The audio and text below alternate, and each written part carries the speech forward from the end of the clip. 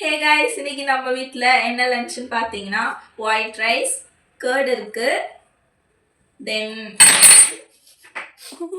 என்னடி ஆரம்பமே அருமையாக இருக்கு. இங்க வந்து காமி எல்லா விதமான காய்கறிகளும் போட்டு பொரியல் தான் பண்ணியிருக்கோம்.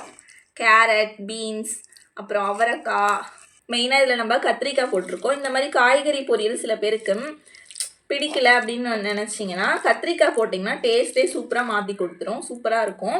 இந்த காய்கறியோட ரெசிபி நான் உங்களுக்கு ஷார்ட்ஸில் ஷேர் பண்ணுறேன், செக் பண்ணி பாருங்கள். ஹெல்த்தியான டெலிஷியஸான வெஜிடபிள் பொரியல் இருக்குது. சூப்பராக இருக்கும்ல, தயிர் சாதத்துக்கு சூப்பராக இருக்கும். செமையாக இருக்கும். சாப்பாடுலேயும் போட்டு பிசைஞ்சு சாப்பிடலாம். இந்த மாதிரி ஒரு பொரியல் ட்ரை பண்ணி பாருங்க, மிஸ் பண்ணிடாதீங்க. சூப்பரான காம்போவாக இருக்கும். தயிர் சாதம், ரசம் எல்லாத்துக்குமே சூப்பராக இருக்கும். அதில் சாப்பாடு போட்டு பிசைஞ்சு சாப்பிட்டாலும் சூப்பராக இருக்கும். கடாய் சாதம் மாதிரி செமையாக இருக்கும் டேஸ்ட்டு. இதில் வந்து நேற்று 2 days காரக்குழம்பு இருக்குது. இப்போ நம்ம சாப்பாடு ஆறிடுச்சு. தயிருக்கு எப்பவுமே சூடாக சாப்பிடக்கூடாது. இப்போது ஆற வச்ச சாப்பாடில் தயிர் ஊற்றிக்கலாம். தயிர் ஓப்பன் பண்ணியாச்சு. திக்கான கெட்டியான தயிர். வீட்டில் தயிர் பண்ணால் டேஸ்ட்டாக இருக்கும். பட் இன்றைக்கி வீட்டில் பண்ணலை, கடையில் வாங்கினது தான். வீட்டில் பண்ணிங்கன்னா ஏடுலாம் இருக்கும், அதில் நல்லா திக்காக. வீட்டில் செய்கிற தயிர் சூப்பராக இருக்கும், எனக்கு ரொம்பவே பிடிக்கும். யாருக்கெல்லாம் வீட்டில் செய்கிற தயிர் பிடிக்குன்னு சொல்லிட்டு கமெண்ட் பண்ணுங்கள். உப்பு கொஞ்சமாக ஆட் பண்ணிக்கலாம். எனக்கு ரொம்ப பிடிக்கும் வீட்டில் செய்கிற தயிர்.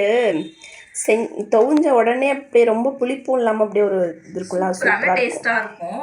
அந்த தயிர் எனக்கு புளிச்சிட்டா பிடிக்காது, அந்த துவஞ்ச உடனே பிடிக்கும். ஓகே, இதில் கொஞ்சமாக தண்ணி வேணுனாலும் ஊற்றிக்கலாம். பட் நம்ம இன்னைக்கு கொஞ்சம் திக்காகவே சாப்பிடுவோம். தயிர் சாதம் மாதிரி ரொம்ப திக்காகவும் சாப்பிடக்கூடாதுன்னு சொல்கிறாங்க. அது ஏன் கரெக்டாக தெரியல. எனக்கு தெரிஞ்சு அது அடைச்சிக்கும், அதனாலயா இருக்கும்.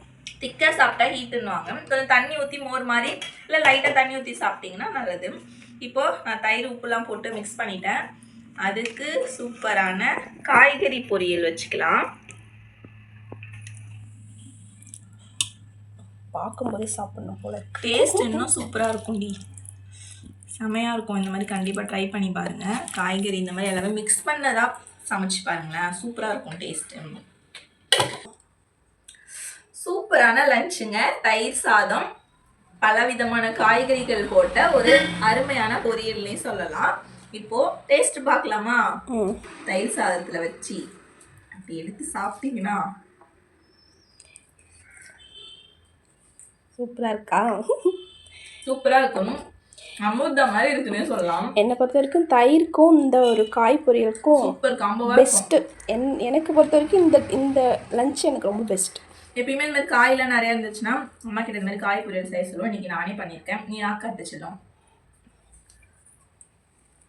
நம்ம எந்த காய் போட்டாலுமே அதில் கத்திரிக்காய் போட்டிங்கனாலே டேஸ்ட்டு சூப்பராக வந்துடும். எல்லாருமே விரும்பி சாப்பிடுவாங்க. சூப்பராக இருக்கும். சூப்பராக இருக்கும், செம்மையாக இருக்கும். சாப்பிட்டுட்டே இருக்கணும் போல இருக்குடி. ரொம்ப லைட்டான லஞ்ச் மாதிரி சூப்பராக இருக்கும், எனக்கு ரொம்ப பிடிக்கும். ரசம் கூடயும் சூப்பராக இருக்கும். எல்லாரும் சாப்பிட்ருப்பீங்கன்னு நினைக்கிறேன். இந்த வீடியோ பிடிச்சிருந்துச்சுன்னா லைக் பண்ணிக்கோங்க, நம்ம சேனலை சப்ஸ்கிரைப் பண்ணிக்கோங்க.